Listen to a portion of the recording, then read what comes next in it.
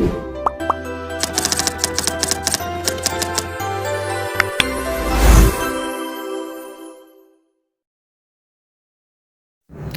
semuanya, pada kesempatan kali ini kami dari kelompok 6 mata kuliah Gender dan Politik akan memaparkan materi kami yang berkaitan dengan teoretikus feminisme oleh Kate Millett. Pertama-tama kami akan memperkenalkan diri kami masing-masing. Yang pertama, saya Victoria Vergita Roring dengan NPM 21220080 selaku moderator di sini. Perkenalkan, nama saya Maria Viola Ivani Hale, NPM 21220086. Perkenalkan, nama lengkap saya Kristiani Haoni dengan NPM 22220289. Perkenalkan, nama lengkap saya Elizabeth C. Uk, NPM 21220096. Baik, terima kasih atas waktu dan kesempatan yang diberikan kepada saya. Perkenalkan, nama saya Bastian Aquila dengan NPM 22220183. Perkenalkan, nama saya Julianus Royde Nilson Banusu dengan NPM 22220264. Sekian perkenalan singkat dari kelompok kami. Selanjutnya saya akan membacakan poin-poin yang akan kami paparkan dalam presentasi kali ini.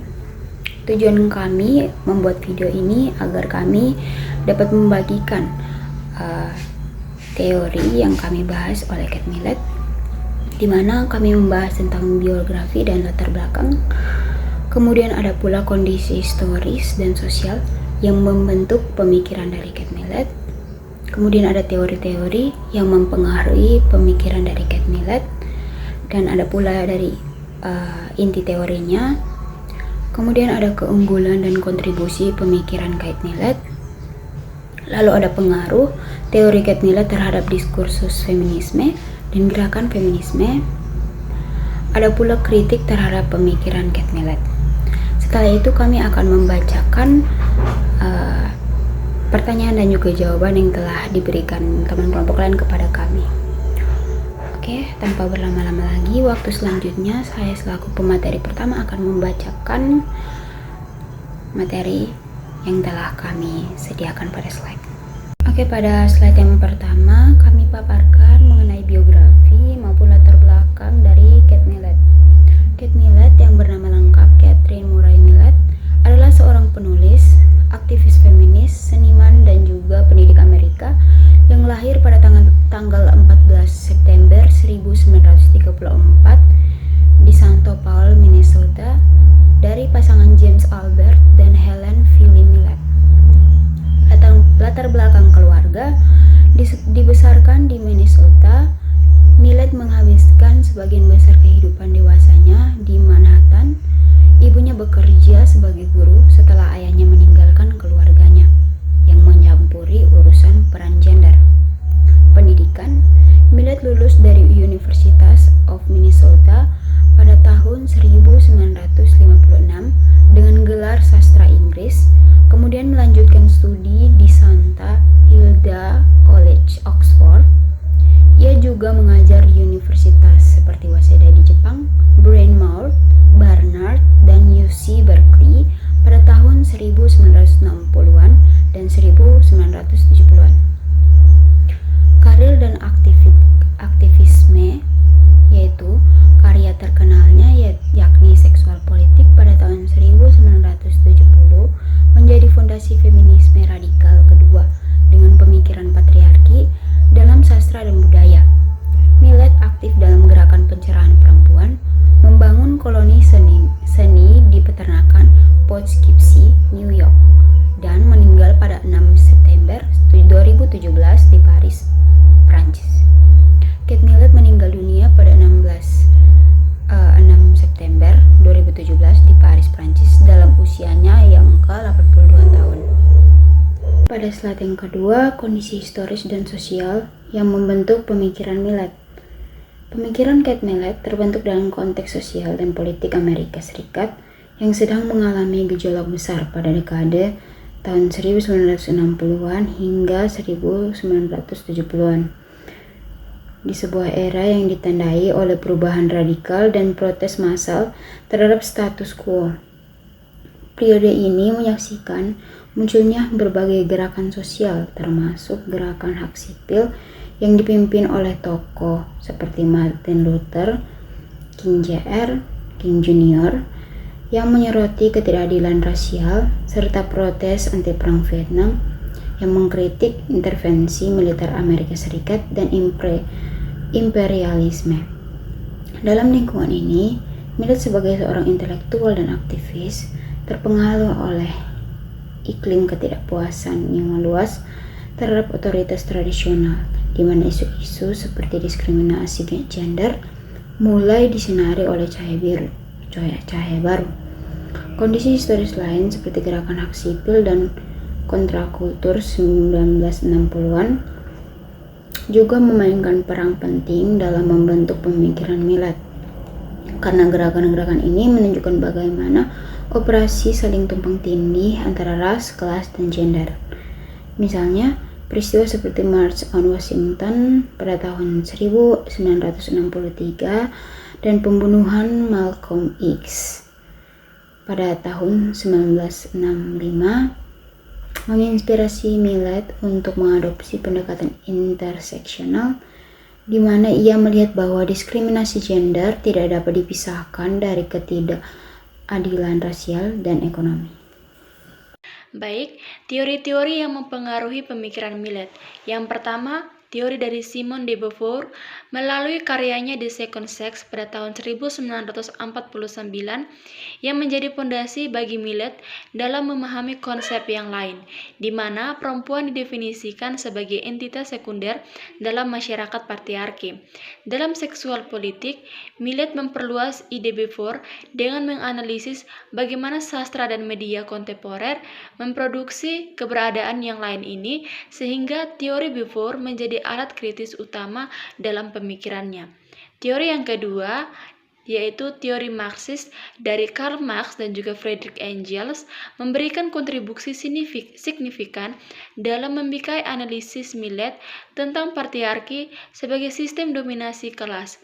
Dalam The Communist Manifesto pada tahun 1848, Marx dan Engels membahas bagaimana kelas penguasa menindas kelas pekerja melalui struktur ekonomi, dan Millet mengadaptasi konsep ini untuk menggambarkan patriarki sebagai bentuk eksploitasi serupa, di mana laki-laki berperan sebagai kelas dominan dan perempuan sebagai kelas tertindas.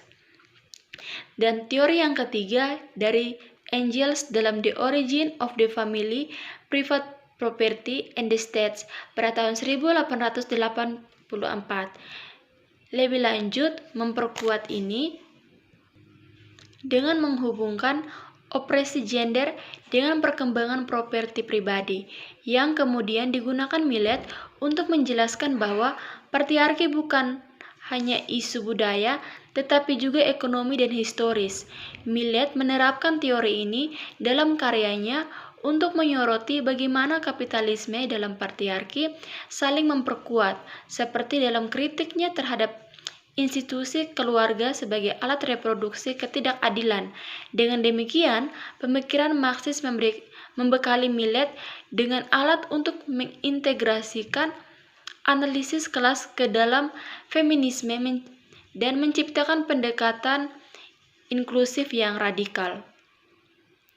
Dari teori-teori di atas, adanya inti teori seperti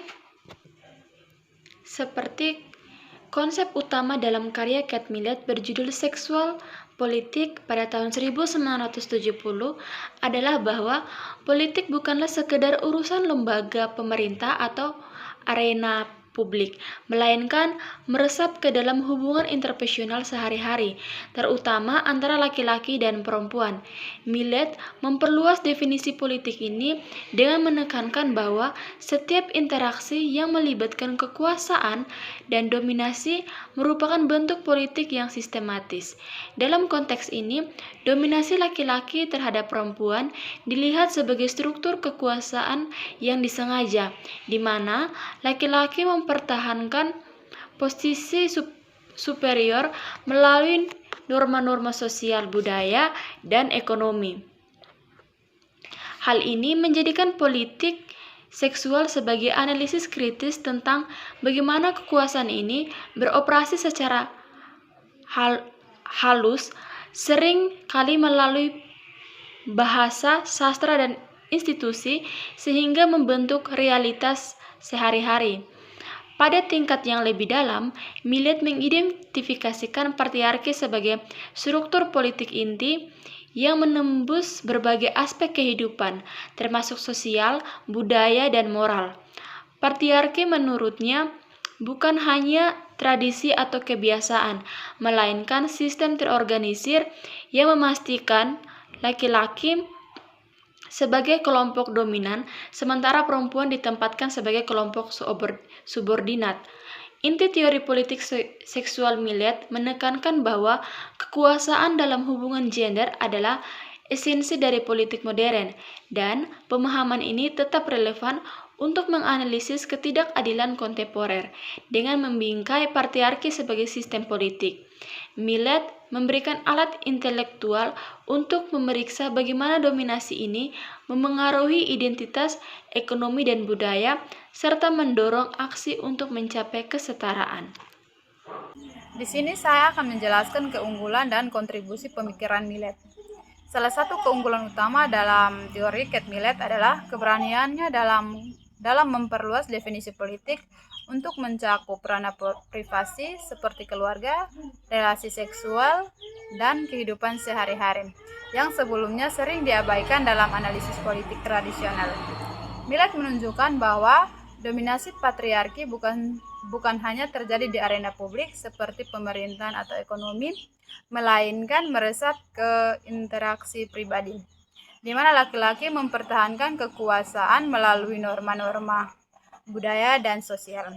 Keunggulan ini terletak pada kemampuannya mengungkap bagaimana kekerasan dan ketidakkesetaraan gender berlangsung secara halus, misalnya melalui dinamika rumah tangga atau hubungan romantis, sehingga membuat analisisnya lebih inklusif dan mudah diterapkan dalam konteks sehari-hari. Kontribusi Millet terhadap pemikiran feminisme sangat signifikan karena ia berhasil mengintegrasikan analisis interdisipliner yang menghubungkan teori sosial, sastra, dan budaya untuk menciptakan kerangka yang lebih holistik. Dalam seksual politik, misalnya, Millet menganalisis karya sastra dari penulis laki-laki untuk menunjukkan bagaimana budaya populer memperkuat patriarki, sehingga kontribusinya membuka jalan bagi feminisme untuk melampaui diskusi hukum dan politik semata. Keunggulan ini terletak dalam bagaimana ia menghubungkan teori dengan praktik, di mana pemikirannya mendorong gerakan sosial seperti kelompok kesadaran wanita pada tahun 1970-an yang membantu membangun solidaritas antara perempuan. Dengan demikian, kontribusi Millet ini tidak hanya memperkaya teori feminisme, tetapi juga memberikan dasar empiris untuk aksi yang nyata, membuat pemikirannya tetap relevan dan dalam memperjuangkan kesetaraan gender di berbagai bidang. Terima kasih. Baik, di sini saya akan menjelaskan terkait pengaruh teori Kate Millet terhadap diskursus feminisme dan gerakan feminisme. Teori Kate Millet memiliki pengaruh besar terhadap perkembangan diskursus dan gerakan feminisme, khususnya feminisme radikal dan feminisme kedua gelombang. Pada pengaruh terhadap diskursus, feminisme memperkenalkan politik seksual sebagai dimensi utama, di mana Millet memperkenalkan konsep politik seksual yang menyoroti bahwa hubungan kekuasaan antara laki-laki dan perempuan tidak sekedar soal sosial atau budaya, tetapi adalah fenomena politik yang sistematik dan dilembagakan dalam struktur masyarakat patriarki. Ia menempatkan seksualitas sebagai kategori status politik yang memiliki paksaan kekuasaan membuka wacana bahwa ketidaksetaraan gender adalah bagian dari sistem politik yang harus diurai. Selain itu, pengaruh terhadap gerakan feminisme dalam bukunya yang berjudul Seksual Politik, karya Millet dianggap sebagai karya fundamental yang memformulasikan dasar teori feminisme radikal yang menolak struktur patriarki secara mendalam dan menuntut perubahan sistematik. Pemikiran ini mendorong gerakan feminisme kedua gelombang untuk lebih fokus pada isu-isu kekuasaan, kontrol tubuh, dan peran gender.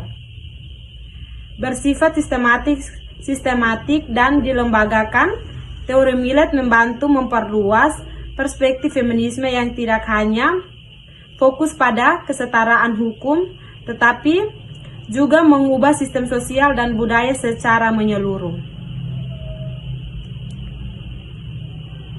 Norma-norma patriarki dalam karya sastra dan media sehingga membuka ruang diskursus yang lebih kritis terhadap konstruksi sosial gender dalam budaya populer dan karya kesusastraan. Berikutnya saya akan menjelaskan tentang kritik terhadap pemikiran Millet. Meskipun teori Kate Millet telah memberikan kontribusi besar terhadap pemikiran feminis, ia tidak lepas dari berbagai kritik yang menyoroti keterbatasan dalam analisisnya. Salah satu kritik utama adalah bahwa konsep patriarki yang dikemukakan Millet tidak terlalu general dan tidak memadai dalam memperhitungkan keragaman pengalaman perempuan berdasarkan ras, kelas, atau budaya. Kritikus berargumen bahwa Millet cenderung menggeneralisir dominasi laki-laki sebagai pengalaman universal tanpa mengeksplorasi bagaimana faktor-faktor seperti rasialisme dan kemiskinan memperparah opresi perempuan di konteks yang berbeda. Selain itu, kritik yang sering diajukan adalah bahwa pemikiran Millet terlalu berorientasi pada pengalaman perempuan kulit putih barat sehingga kurang inklusif terhadap perempuan dari dunia non-barat atau komunitas marginal. Beberapa akademisi menilai bahwa dalam seksual politics, Millet gagal mengintegrasikan perspektif interseksional di mana operasi gender tidak dapat dipisahkan dari diskriminasi rasial atau kolonial. Misalnya, kritik ini menunjukkan bahwa Millet mengabaikan bagaimana perempuan di negara berkembang menghadapi patriarki yang tumpang tindih dengan imperialisme dan eksploitasi ekonomi yang membuat teori Millet terkesan elitis dan tidak mewakili suara perempuan global selatan. Lebih lanjut, ada kritik yang menyoroti bahwa pendekatan Millet terlalu radikal dan berpotensi mengabaikan nuansa dalam hubungan gender seperti peran agensi perempuan atau variasi budaya dalam menegakkan patriarki. Beberapa kritikus berpendapat bahwa dengan menekankan dominasi laki-laki sebagai sistem universal, Millet menggeneralisir pengalaman pribadinya sebagai norma yang dapat mengabaikan resistensi lokal atau strategi adaptasi perempuan di berbagai masyarakat. Di sini saya akan menjelaskan lebih lanjut terkait dengan kritik terhadap pemikiran Millet. Selain itu, kritik yang sering diajukan adalah bahwa pemikiran Millet terlalu berorientasi pada pengalaman perempuan kulit putih barat, sehingga kurang inklusif terhadap perempuan dari non-barat atau komunitas marginal. Beberapa akademisi menilai bahwa dalam seksual politik, Millet gagal mengintegrasikan perspektif interseksional di mana operasi gender tidak dapat dipisahkan dari diskriminasi rasional atau kolonial. Misalnya, kritik ini menunjukkan bahwa Millet mengabaikan bagaimana perempuan di negara berkembang menghadapi patriarki yang tumpang tinggi dengan imperialisme dan eksploitasi ekonomi, yang membuat teori Millet terkesan elitis dan tidak mewakili suara perempuan global selatan. Akibatnya, pemikiran Millet dianggap kurang efektif dalam membangun solidaritas feminis dan inklusif. Lebih lanjut, ada kritik yang menyoroti bahwa pendekatan Millet terlalu radikal dan berpotensi mengabaikan nuansa dalam hubungan gender, seperti peran agensi perempuan atau variasi budaya dalam menegakkan patriarki. Selain itu, kritik ini sering dikaitkan dengan kurangnya fokus pada solusi praktis, di mana teori Millet lebih kuat dalam analisis daripada dalam proposal perubahan konkret.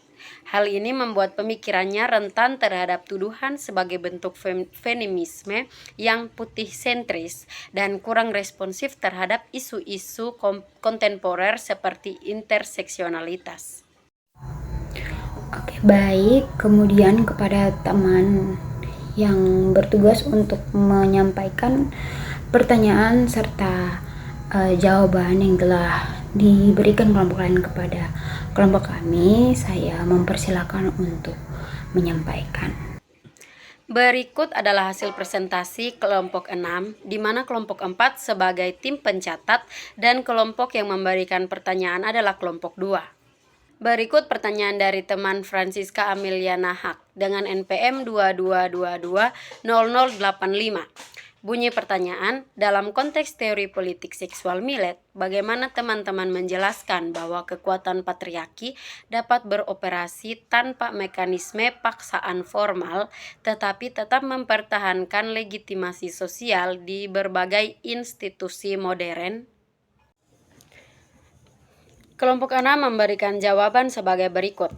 Dalam konteks politik seksual menurut teori feminisme, seperti yang dikemukakan oleh Kate Millett, kekuasaan laki-laki dapat beroperasi tanpa mekanisme paksaan formal, melalui hegemoni budaya dan sistem nilai sosial, yang menerima dominasi laki-laki sebagai sesuatu yang normal dan alami. Kekuasaan ini hadir dalam bentuk kontrol sosial, ekonomi, simbolik, dan budaya yang membuat dominasi laki-laki tampak sah dan dapat diterima oleh masyarakat tanpa perlu menggunakan kekerasan atau otoritas formal secara eksplisit.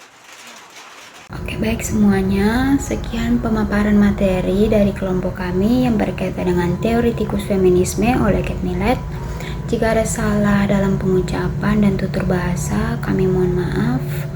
Semoga tujuan dari video ini dapat bermanfaat untuk kita semua. Sekian, terima kasih.